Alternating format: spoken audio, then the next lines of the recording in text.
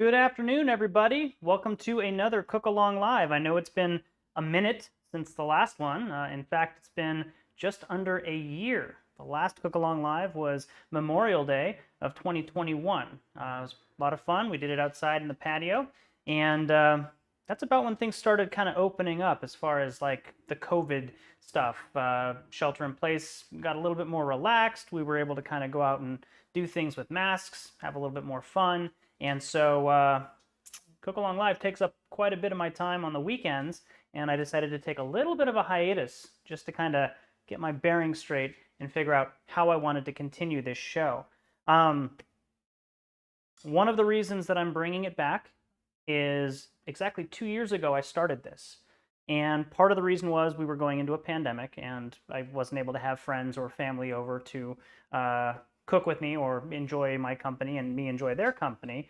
And the other part of it is I'm sure that if you know me, some of you have heard that just a couple of weeks ago my father passed away. Another reason that I put together these cooking streams was really to kind of virtually hang out with him. And so it was a lot of fun to have him be able to watch what I was doing, kind of participate with me, and it was a little bit sad to see him go. Totally unexpected, very sudden. So I'm definitely going to miss him.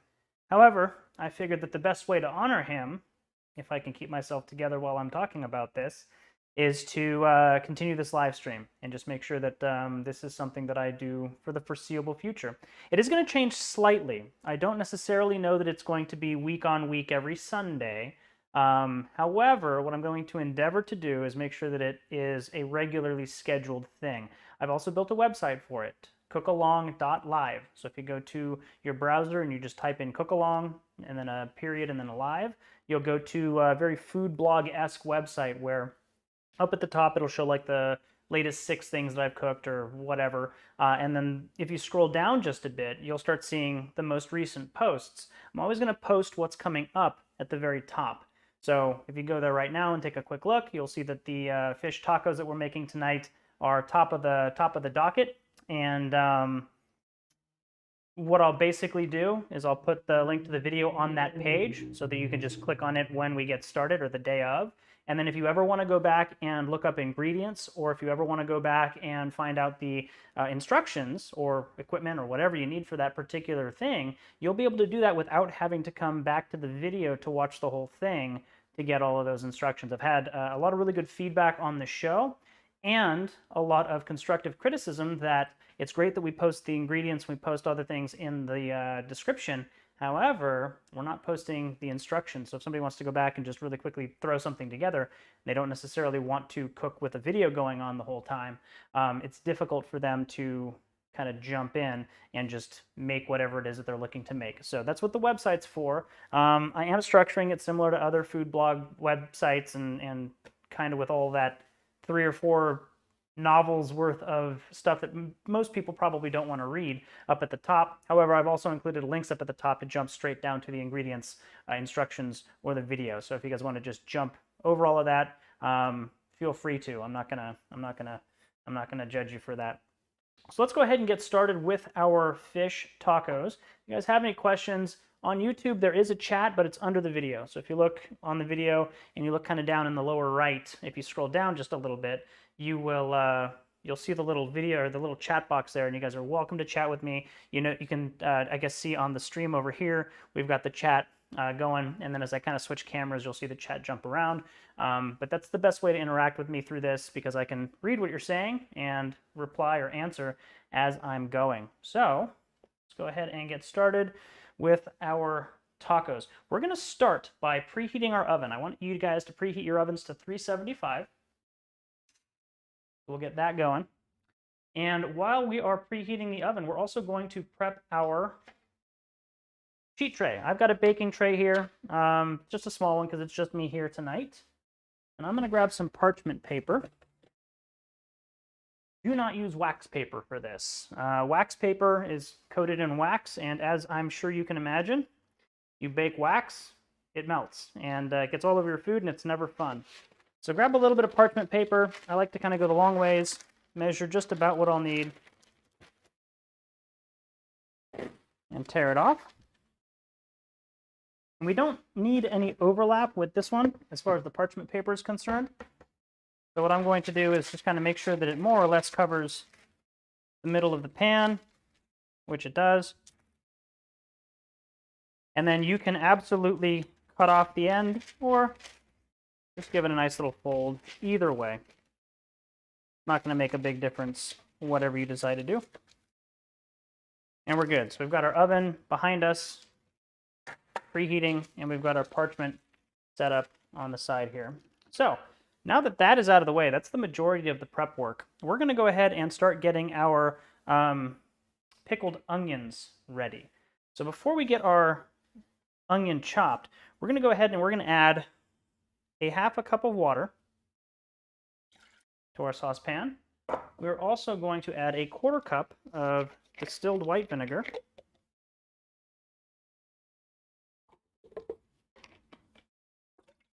And a quarter cup of apple cider vinegar. Make sure you give it a good mix, especially if it's settled, because that's where all the flavor is. There we go, about a quarter cup of that. If you don't have apple cider vinegar, you can use red wine vinegar. You can use any other kind of vinegar you want. Apple cider, I think, just gives it a nice kind of sweetness. And then we are also going to add a tablespoon and a half of agave syrup. You can use honey if you don't have agave syrup. I just figure since this is a Mexican-inspired dish, we should stick with some of those ingredients. Go ahead and do a tablespoon and about a half.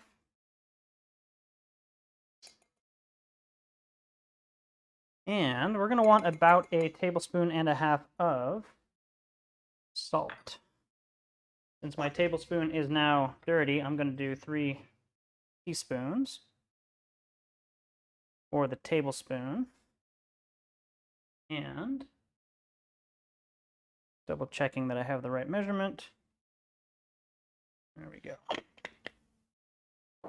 I'll set that over on the side. And we're going to get this going at medium-high heat. We want it to start simmering.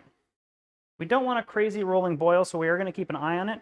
We just kind of want it to start bubbling and simmering and dissolving all of that salt and the agave syrup. So we'll give it a stir. Make sure that everything is kind of mixing together. And that salt will dissolve as the temperature comes up. So while we're waiting for that to come up to a boil, we are going to take our onion and we are just going to thinly slice it. Now, you can absolutely use a mandolin for this. In fact, I toyed with the idea of pulling out my mandolin, but I also wanted to show you that it is possible to do it with a knife. And it's really just taking the onion and making sure that you cut it thin enough. We want very, very thin slices, about 1/8 of an inch thin. They don't have to be perfect. If they're a little bit thick, it's not a big deal. But we really want to do our best to get a nice, thin onion. Now, I am going to recommend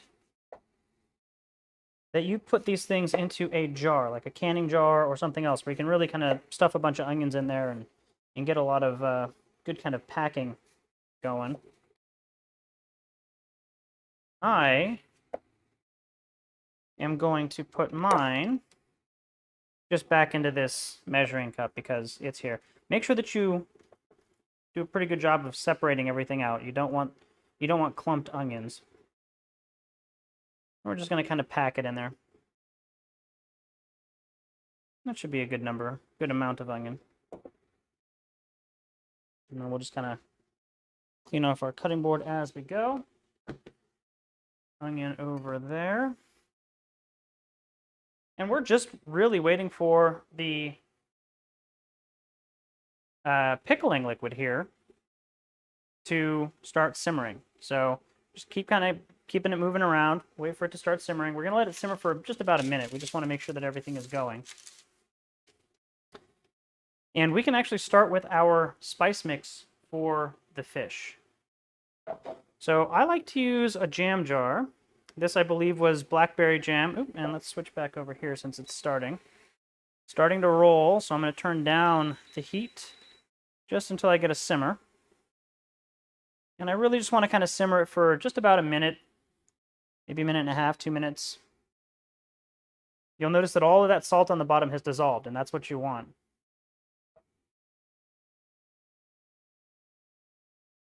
We just want to let that go for just a little bit longer.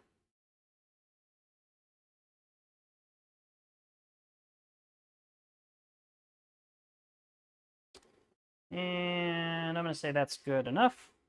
I'm going to go ahead and just pause our burner. And we're going to take this and as carefully as we can, we're going to pour it into our vessel with our onion. I know I'm going to get some on the cutting board. That's fine. There we go. And then use a spoon. Just going to make sure that these guys are as submerged as you can get them. They're going to want to float. So just get them kind of pushed under the brining fluid. Make sure you make a mess because that is the only way that you know that you're cooking. And we're just going to set these aside and let them cool off. It's going to take about a half hour for those to cool down, which coincidentally is going to be about the same amount of time it takes to get our fish cooked. So you'll notice that what we're doing over here is we are kind of multitasking. We are both getting our brine and our pickles and everything else done. And we're going to start kind of getting our fish prepared, and then we're going to make our cabbage. So that we're not spending a bunch of time just standing around not doing anything. This is a meal that you can put out pretty quick as long as you kind of organize yourself and work in kind of in a sequence that makes sense. When you have downtime over here, you start working on something over there, etc. So let's go ahead and get our spice mix measured. Again, I like to use these jam jars. I just use up all the jam. I think this was blackberry. And then I just clean off all of the exterior, all the labels, throw them through the washing machine, let it sanitize, essentially. And then I have a nice little spice container that I can put a mix in, just shake it up to get it all mixed, and then you don't have to worry about trying to like whisk it together or anything. So if it's a small amount of spice, this is fantastic. What we're going to do is we're going to start taking all kinds of spices. We're going to start with chili powder. Make sure it's not cayenne pepper. Chili powder is actually a mix of various peppers, and I don't think any of them are all that spicy. They're all kind of mild peppers just for a really good chili flavor. And what we're going to do, we're going to wipe out our tablespoon with the agave. And we're going to start spooning up tablespoons of spices. By the way, all the ingredients for this recipe you can find at cookalong.live website. And so what we're going to do is we're going to pour out a tablespoon of chili powder.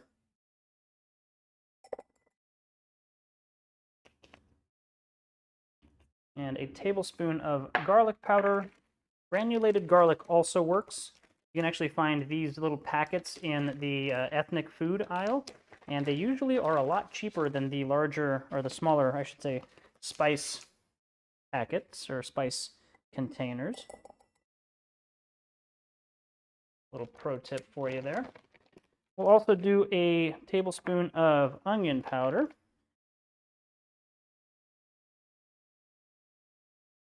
And I just like to kind of roll these guys out into the tablespoon since the openings are pretty tiny.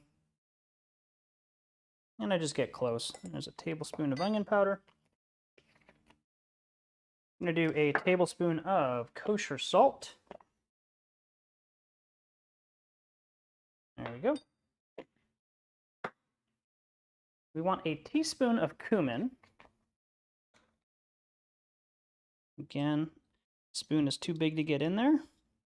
I'm just going to roll this gently and try and kind of not overflow it too much. There we go. About a teaspoon of cumin, and then we're going to do a teaspoon of smoked paprika. I love the roasty flavor that it gives you and kind of that nice earthy smoked flavor that it gives you. But if you put in too much, it can be a bit of overkill. So I like to just kind of do a smaller amount. That's close enough. There we go. Our spices are all put in here, so what we can do, we're going to close this thing up and shake it together. And this is how. Hey, how's it going, Ryan? get this all shaken up, and this is our spice mix for our fish tacos. So one thing that I'm going to do here, since I have a pre-made batch over here, I'm actually just going to mix the two together. They're the exact same ratios and everything. I just want to keep them all in one container. And this is another one that I like to use. Little Pyrex container, same thing. You just put on the lid, you can shake it up, get a nice spice mix. I'm going to set that aside for now. And we're going to take our pan here, we're going to set it out, and we're going to get our fish ready. I actually want to put this just up here while I prep my fish on the cutting board. So what you want is a nice white fish, and I've got actually two different kinds here.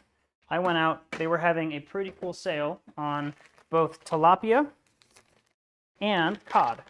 I like both. I think they're both amazing. They work really, really well for fish tacos. So I'm going to come in here and grab a nice tilapia fillet here. Oops, that is a gigantic tilapia fillet. Let's do this. I'll grab this one for tonight, and that one will be for tomorrow. And yes, I do apologize. I know that tonight's Cook-Along Live was... I shouldn't say it was thrown together at the last minute, because I've been thinking about it for about a month.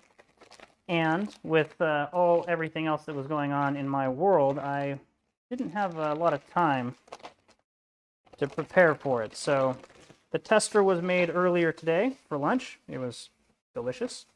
And I'm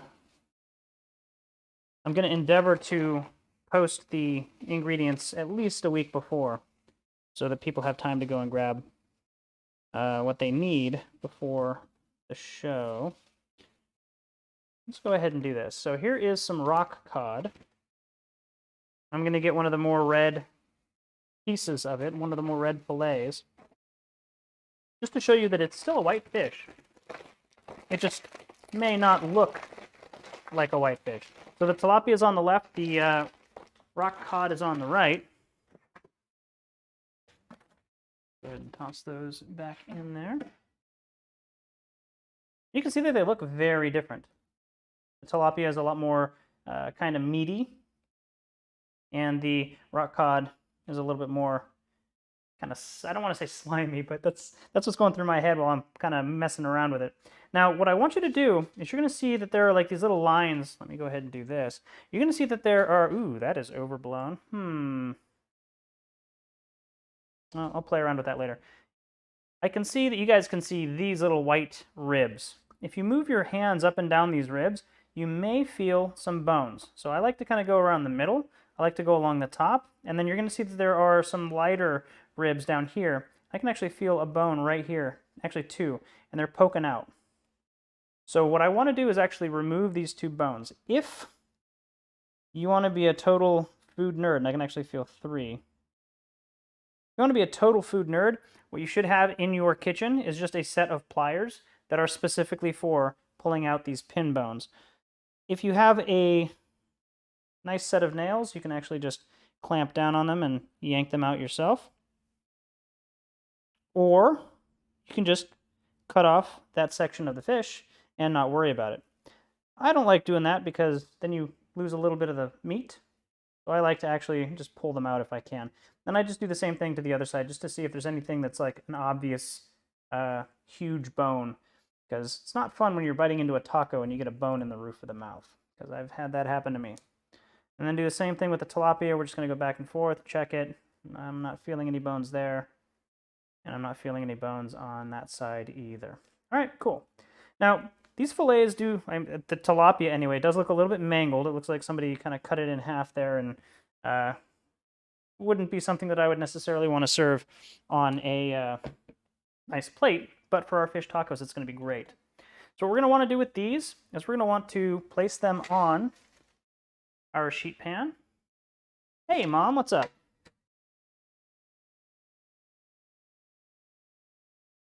Ooh, tilapia is good, Mulge. It's a very, very neutral fish. And if you're wondering why I'm calling Ryan Mulge, he's my best friend for, I don't know, 30-something years. And that's one of his online nicknames, Molnir. So we got our tilapia, we got our rock cod. We are going to drizzle just a little bit of olive oil. It can be extra virgin, it can be regular, it doesn't matter. We're not going super high heat with these, so either will be fine. We're just going to go ahead and do a little drizzle there, a little drizzle here. I'm just going to use my left hand to kind of rub it in, get some good coating. And we're going to flip these guys over and coat the other side as well. This is going to help, number one, cook the fish, and number two, help our spice seasoning adhere. Go ahead and just do that. Give it a nice little dip in some of the extra. And same thing with this one. Nice little dip in some of the extra. And we'll get it a nice coating. Perfect. Now we're going to take our spice mix, our seasoning. Just going to take a teaspoon, nice little scoop, and we're going to generously kind of season over the top. This is one way to do it. The easier way for me is to actually just do what I do with salt, pinch it, and sprinkle it. I like doing this. It works a little bit nicer for me, but you guys do you. And we're going to flip it, and we are going to spice up the reverse side as well. Make sure when you are seasoning these, you have your hands at least 12 inches off of whatever you're seasoning. It gives you a much more even spread. And it does take a little bit of practice to really be happy with your handiwork. Cool. So we got our fish seasoned, ready to go. These are going to go into our oven for about 20 minutes. Yeah, I'm happy with that. All right. There we go. So, let me grab this. We'll open the oven door and we will toss this bad boy in there. On the center rack, we have this thing preheating up to 375. It's preheated, so we're good to go. All right, I'm going to wash my hands. I will be right back. I don't have the sink cam set up today. Again, got a couple of things going on in my world, so I'm not 100% prepped with all my camera gear. But I promise we will be back in full swing very soon. All right. Yikes. Cool. So now that we got our fish cooking, we got about 20 minutes. What we are going to do, we're going to make our nice creamy mayo sauce. Actually, take this, set it aside. We're going to make sure that we label this so that we know what it is. Because I have Bloody Mary mix, I have actual taco, like beef taco seasoning or chicken taco seasoning. I've got this fish taco seasoning. So there's a lot. There's a lot of things that look exactly the same in my pantry. So I'm going to make sure that I label that. For our creamy dressing, just grab a small bowl. Doesn't have to be huge or anything. We're going to want to grab some mayonnaise. We're going to want to grab sour cream sriracha. And go ahead and get these going. Mayo, sour cream. Yikes. You don't have to use sriracha. If you don't like sriracha and you want to use tapatio, go for it. If you want to use Cholula, that's fine. It doesn't matter what you use. Just make sure that it's a sauce you like. Heck, if you want to use some of the Hot Ones sauces because you want to ruin somebody's day, fine by me. I'm not eating your tacos, you are. Cool. So what we're going to do is we're going to use a half cup of mayonnaise. Still got some spices on here, so I'll just kind of sweep them off. Give you a nice... And I just like to spoon the mayonnaise out of the carton or the container into the cup, into the half cup. And just like with the spices, you know, get as close as you can, but it's not the end of the world if you have a little bit too much or not enough. You may actually prefer it that way. There we go. Give it a nice little wipe in. Get as much of this off as we can.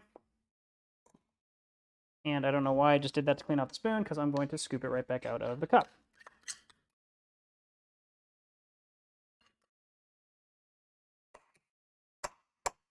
There we go. Half cup of mayo. I know, it's terribly disappointing that you can't watch me wash my hands. I totally understand. I apologize. I can't have a conversation with the camera while I'm doing it. I'm sure you're all heartbroken. And we're going to use 1/3 of a cup of sour cream. And remember, you can play around with these ratios. If you want it to be a little bit more tangy, add a little bit more sour cream and a little bit less mayonnaise. Maybe reverse them. Do a 1/2 cup of sour cream and a 1/3 of a cup of mayo.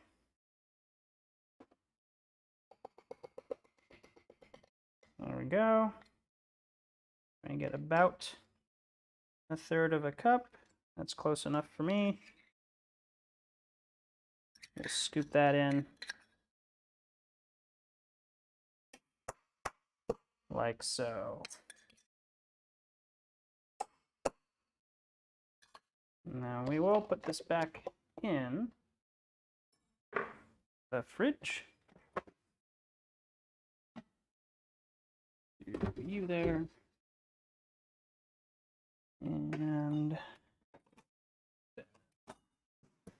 all right. We want to get a clove of garlic in here and about 2 tablespoons of lime juice. Now, if you want it to be a little bit more tart, you can always go for a lemon. Not a Meyer lemon, but like a normal lemon from a store. You'll get a lot more acid from the lemon, so it'll make it a little bit more sharp, a little bit more acidic. I'm just going to go for the lime. I do like the sweetness that it brings. So actually, in this case, a Meyer lemon might work pretty well. I use a reamer. You can absolutely use anything you'd like to juice your lime. And I don't know why that is so overblown, because I had the color corrected before I started, and I turned off the auto color balance. So I'm going to have to dive into that and figure out what's causing that. So I do apologize that the color is a little bit blown out here, but I will have it fixed for the next stream.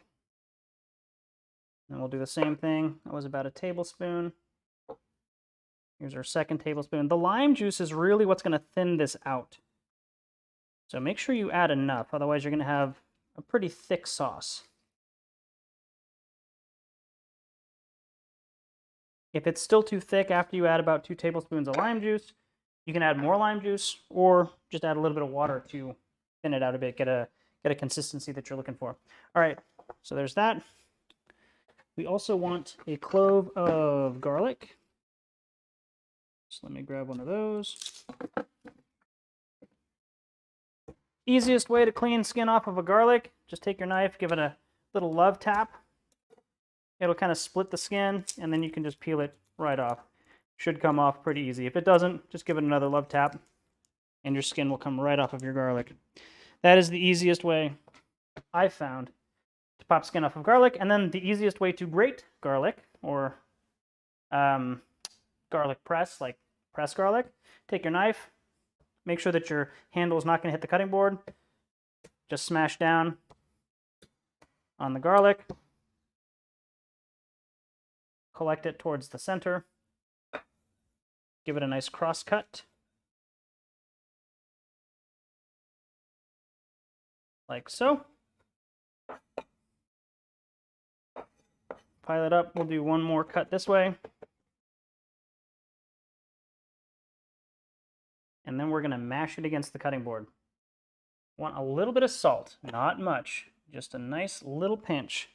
About enough to kind of mix in with the garlic.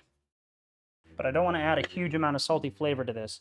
I'm going to take my knife, the edge away from me, 3 fingers on the flat of the blade, and I'm just going to crush it down against the board and mash it. This takes a little bit more time on the cutting board mash it. However, I don't have to clean a garlic press when I'm done. So it actually saves me quite a bit of time in the long run. I hate those garlic presses. There we go. Plus, I can control the consistency a little bit better. If I actually want larger chunks of garlic, I can stop a little bit earlier. Here we go with a nice garlic paste, which is perfect. Go ahead and add that to our mayo.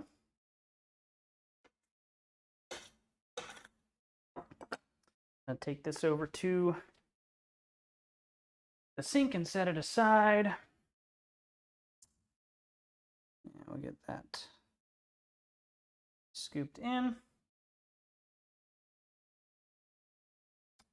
And what else do we need? The hot sauce. My sriracha is in my pantry, so give me just a second to grab.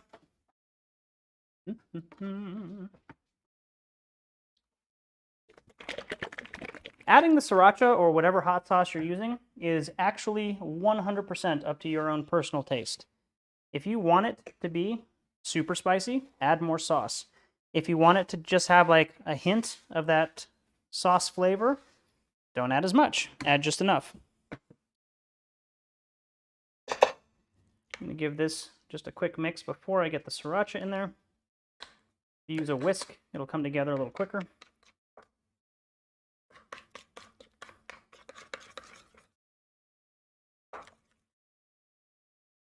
You guys can't see anything in that camera. That's annoying. All right. It's actually annoying me enough to go grab a mouse and play around with this. 2 seconds while I fix this.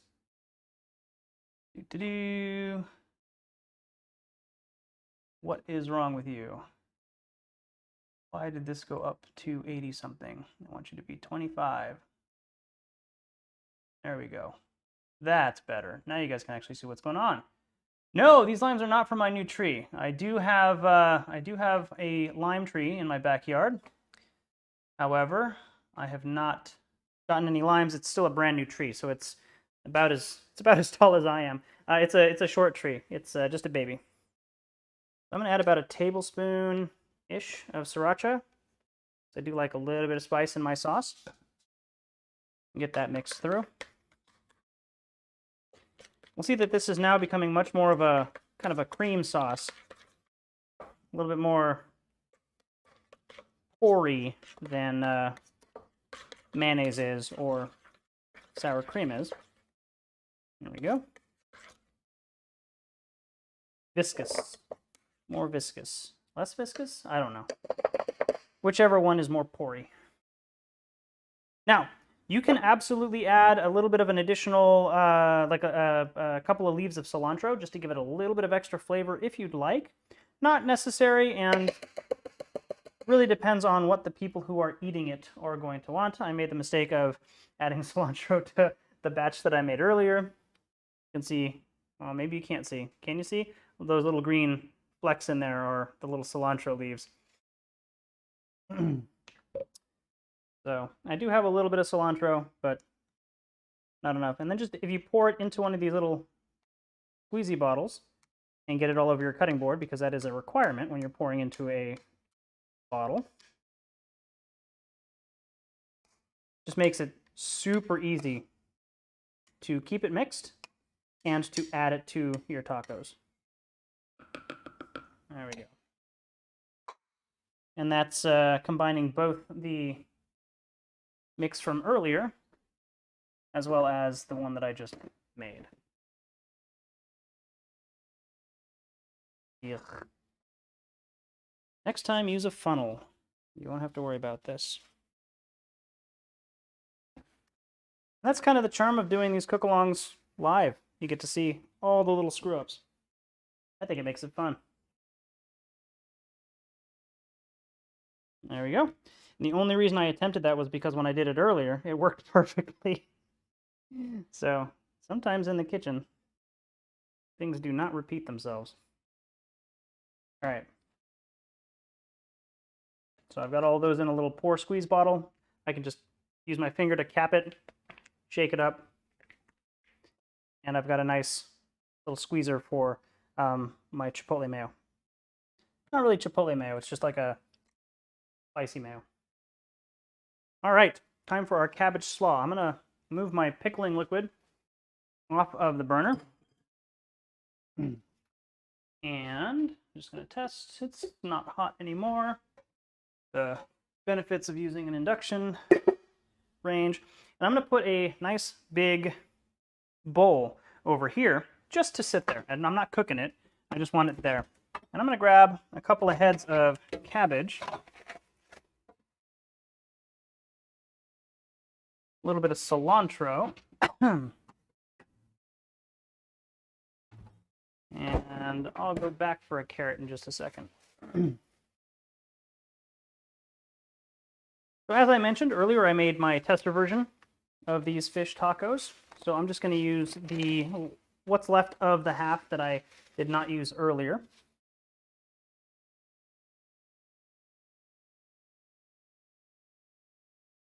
And this is really up to how many people you think you're going to be serving. If you just have yourself, you really only need like a quarter of each, and probably not even that much. If you have a larger group, maybe use a full half head or even a full head, depending on how many people you're planning on feeding. We're going to take these and kind of dice them up or slice them up really, really thin.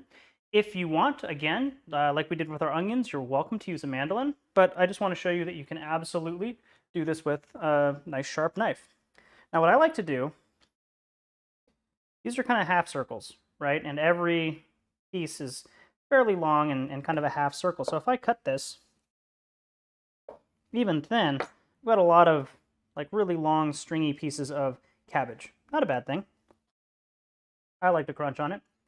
However, you can also cut almost all the way down to the root and give yourself a little bit of a head start on making these smaller. I don't want to cut it all the way in half, but pretty close. And then I want to cut these very, very thin. I'm going to take my time. Hey Siri, how much time is left on the timer? I forgot to set the timer. That's fun. We're just going to come through and cut these guys super, super thin. There's our purple cabbage. We'll add it to our bowl.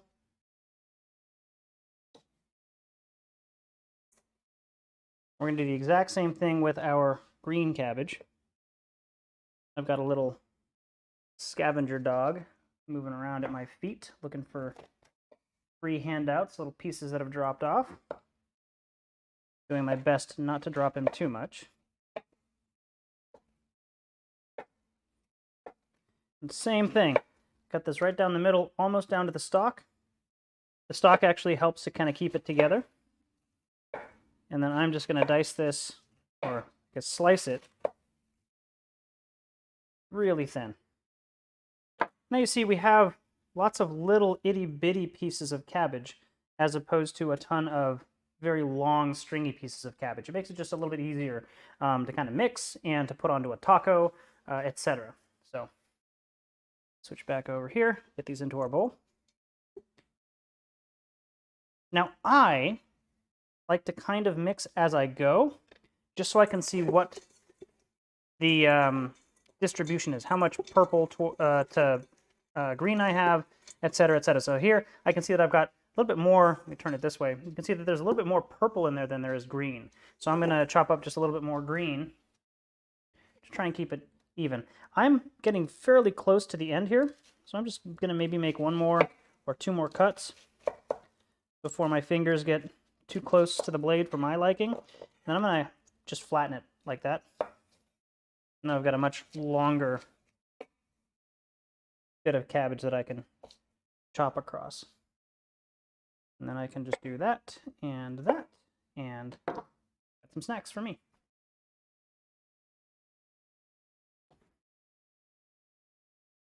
Put those into the bowl. And get this into the bowl. Okay. Carrot time.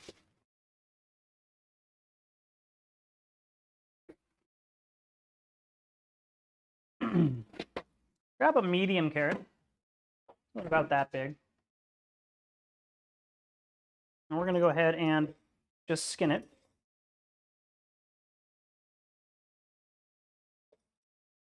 Laying it flat against the surface and just kind of letting the peeler do the work. Super easy. All you have to do is rotate the carrot.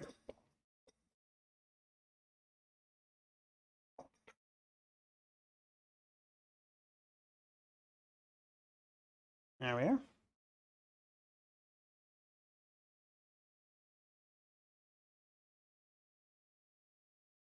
Now I'm going to take off the root end. I'm going to cut it about 2 inches. And then I'll give this little piece to my dog. There you go. And now what I want to do with these is cut off one end and then the other end so that I have 2 flat sides that I can kind of lay this down on. And from here, I'm going to cut very thin planks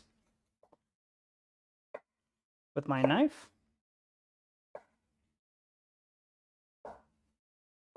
There we go.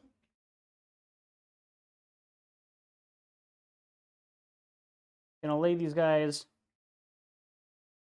flat in a little stack. And then I am going to, again, chop them very thin. I want to keep them in these matchstick shape. I want to keep them julienne. But I want them to be very, very thin so that they mix in with the cabbage. So right now, since you guys heard that I totally forgot to set my timer, I am going based on the aroma coming from the oven. So I can smell that the fish tacos are cooking. But I'm going to guess I probably have another 7 or 8 minutes to go. I'm going to go give them a quick peek in just a second once I'm done with the carrots here. There we go. Again, kind of lay them into flat planks.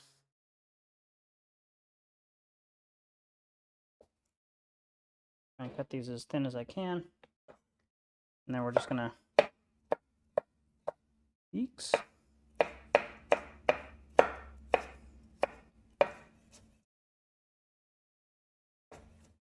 Chop through.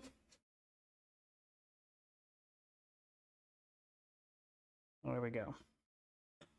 Again, we're going to switch over here. I'm going to kind of give everything a mix and just see what the distribution looks like of carrot to cabbage.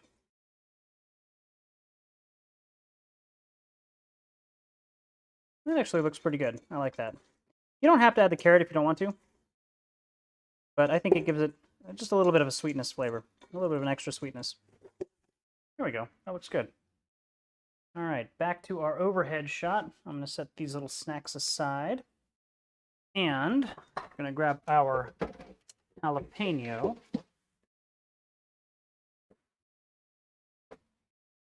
There we are. Jalapeno, we're going to just take off the top. We're going to cut it in half, like so. And then we're going to remove the ribs, or the pith, and all of the seeds. I don't want this to add really any heat to my coleslaw. I just want that jalapeno flavor. So by removing the pith, which is actually where a lot of the capsaicin is, it's not the seeds, it's actually that center spongy mass. The seeds just happen to be attached to it. This should give me a lot of jalapeno flavor with not very much jalapeno heat. Yeah, Molge, I love chopping things. I got really good at it over a long period of time. So these guys here, I'm going to start by cutting them very, very thin. And we're going to dice these guys up, but I want to start with a very thin, long slice, like so. I'm going to add this whole jalapeno.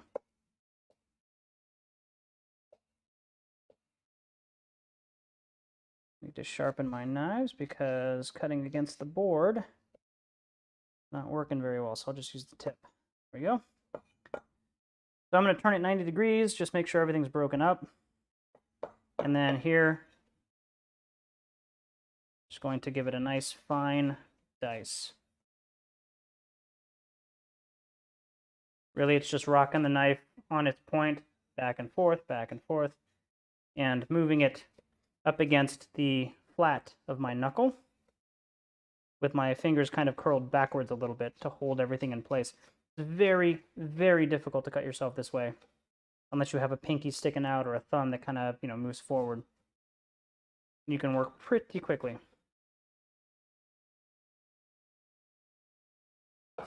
There we go. Get all of this mixed in as well. Do.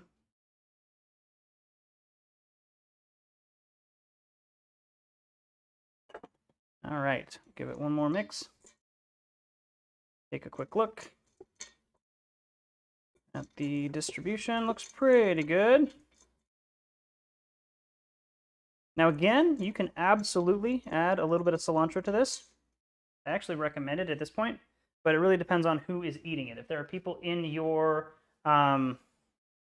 group of people who are coming over for dinner, or if you don't like cilantro or whatever, don't add any. That should go without saying.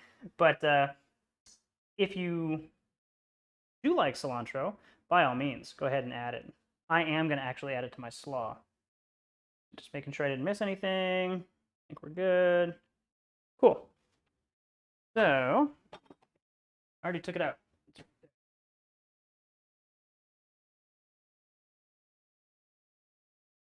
With the cilantro, I like to kind of go through and just pop off the leaves if I'm just adding or chopping something up for like a sauce. You don't have to. The stems and everything are just fine. They're actually very easy to crunch down on and eat. But I want to be able to see the leaves. You're not going to really be able to see the stems. I just kind of grab the tops of the cilantro. If I have a little bit more time, I'll actually pull out individual stalks and just kind of strip the leaves off of them. You really don't have to.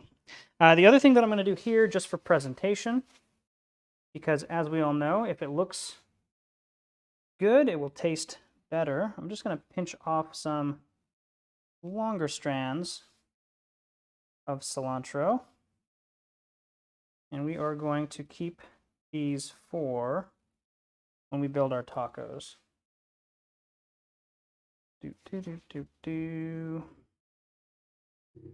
Should be good.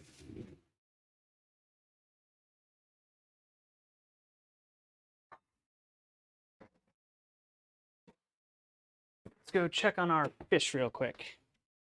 Ooh, that is looking really good. I'm going to go ahead and turn the broiler on for the last couple of minutes here while I chop up my cilantro. And getting the cilantro cut up is really pretty simple. And it's even easier if you have all these leaves, because you can just kind of stack the leaves on top of each other, like so. Doesn't have to be perfect order or anything. Just get them more or less flat on top of each other. And then all you have to really do is roll them into a little bunch, almost like you're rolling a cigar. And we only want to chop this cilantro a couple of times because it bruises very, very easily. So, got that. Same thing. We're going to keep our knuckles forward. We're going to keep our fingers rolled back. And we're going to chop it as thinly as we are comfortable with. One way. And then we're not going to move this bundle. We're just going to kind of leave it there. Go 90 degrees. Point of the knife under our little knuckle creases. And we're just going to rock it up and down. Across. So we're getting a nice dice. Don't overwork your cilantro. Don't overwork basil. Very delicate herbs. You can bruise them pretty quick. We're going to get that mixed in with our coleslaw.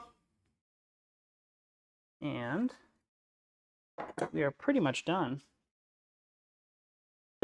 Going to go ahead and take this, give it a little mix. I want to add just about a tablespoon of lime juice. You don't have to. Just like to kind of squeeze in a half a lime. Give it a little toss. Good enough.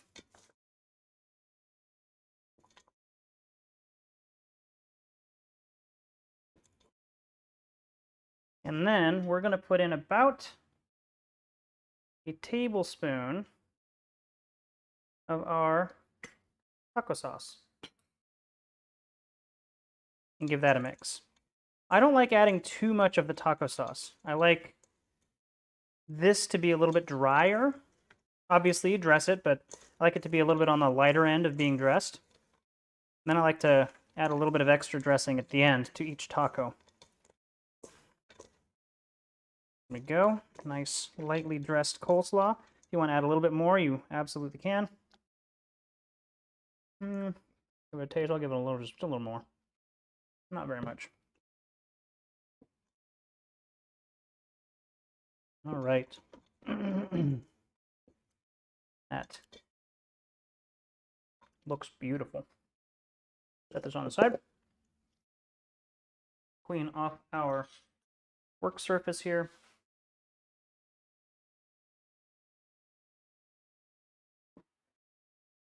Give our hands a rinse.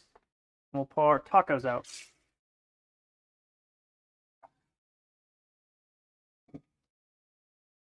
All right, so grabbing our tacos or grabbing our fish. Oops, not that. Get the broiler off.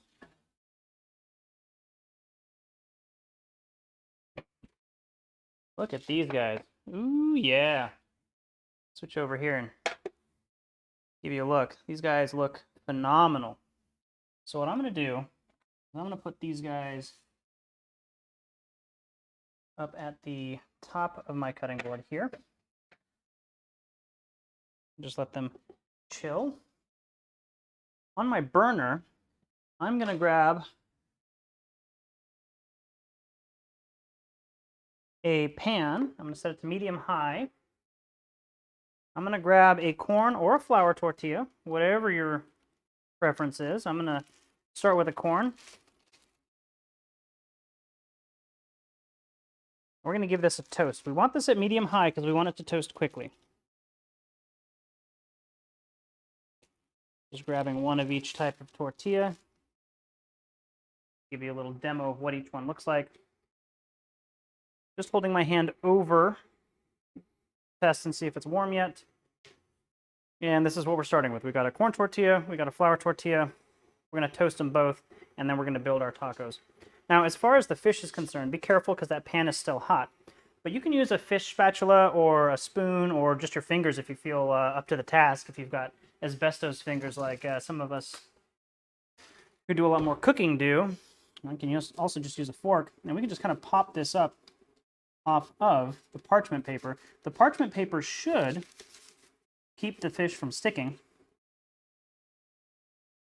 And you can just kind of pull it off like so. It doesn't matter if this stays intact because we're going to kind of be shredding it down as we're plating up our tacos. Now remember, this is the tilapia because it had that separation in the center. And our rock cod, there's half of it. And here comes the other half. Is that piece right there. So we got our tilapia, rock cod. I'll make the corn with the rock cod. I'll make the flour with the tilapia. Just a bigger piece of fish. We're just going to take these guys in here. Take just a second to press it down. It'll take a little bit of time for the heat to kind of come through the tortilla. So we got a little bit of time to be able to kind of press it down. Give it a sec. You might see a little wisps of smoke come out. Does the bruising affect the flavor? Yes. If it starts bruising, you're going to start getting that kind of acrid flavor that some of the, like, have you ever bit into a bruised apple and it gets a little bit more mealy and it tastes a little bit more sweet? Aside from the texture being off with herbs, if you bruise them, they actually start tasting a little bit bitter. So it's not the best. Go ahead and just give this a quick flip. Absolutely use a fork so you don't burn yourself.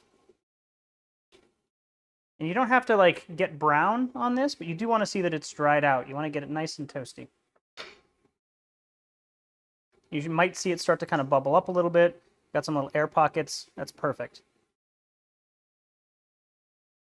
And that smoke is also just fine.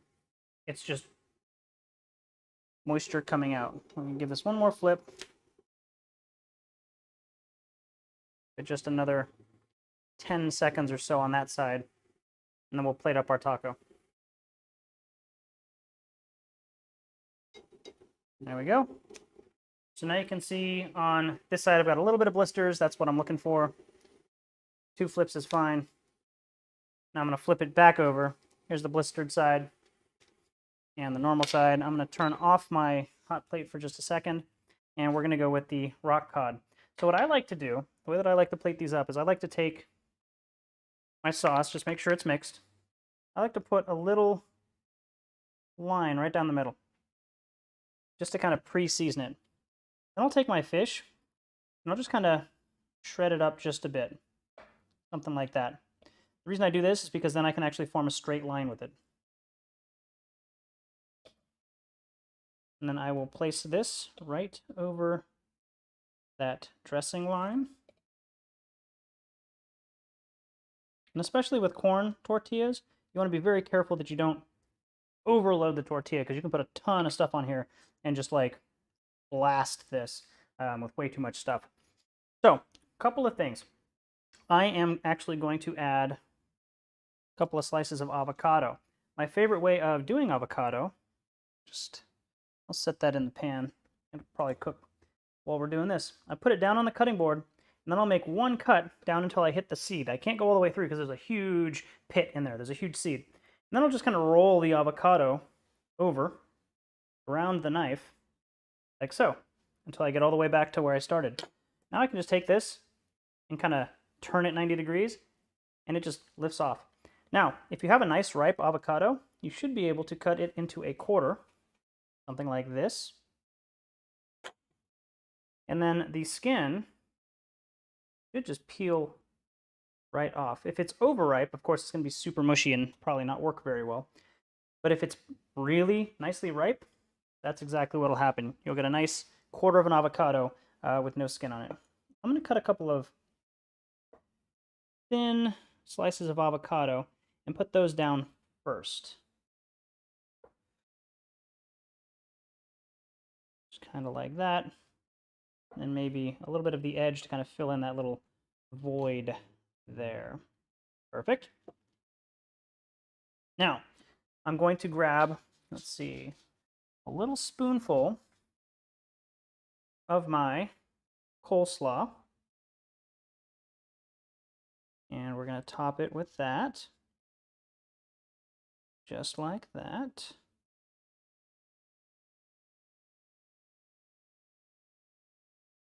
Perfect. Now we're going to grab just a few pickled onions. By this point, they should be cooled. Maybe not cold, but they'll be like room temperature, which is fine. And they're nice and pickled, and they look amazing. Add 1 or 2 more here. And you absolutely want to kind of zhuzh this up and make it look pretty, because I am a firm believer that the better something looks, the better it tastes. I mean, I could just pile this all on and make it look like a pile of garbage, and it'll probably taste fine, but it's not going to have that appeal. It's not going to have that initial wow where you're like, oh my god, I really want to eat that taco. So, get this kind of built up like this. I like to add a couple of more things. If you saved some of your cilantro leaves, just do something like that. I have some queso fresco. You can also use, actually this is cotija cheese. Very similar to queso fresco, it's just a little bit more dry. I'm going to take it, I'm going to crumble it, and just sprinkle it over the top, like so.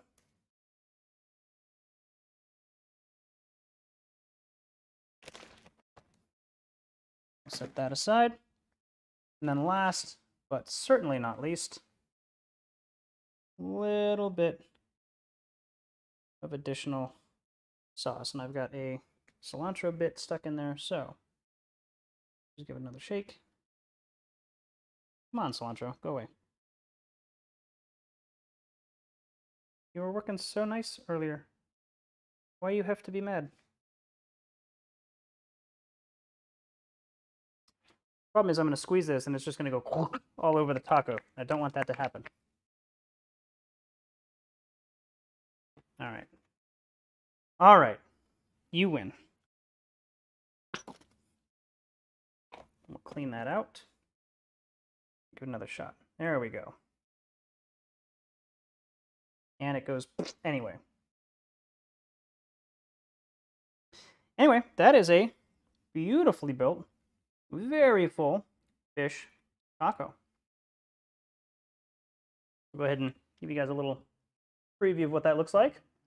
Beautiful taco. And of course, we got to go for the all-important taste test.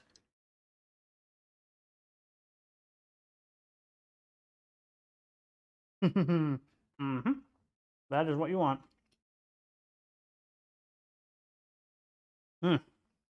Now, this is a corn tortilla. It's a street taco sized corn tortilla, so it's small. The flour tortilla that I have over here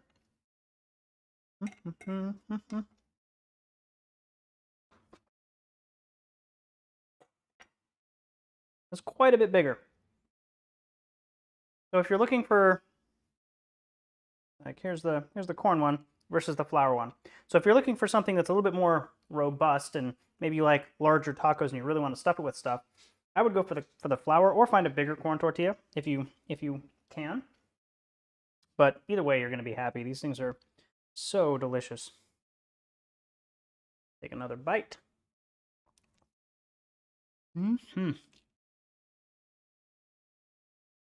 Now, should go without saying,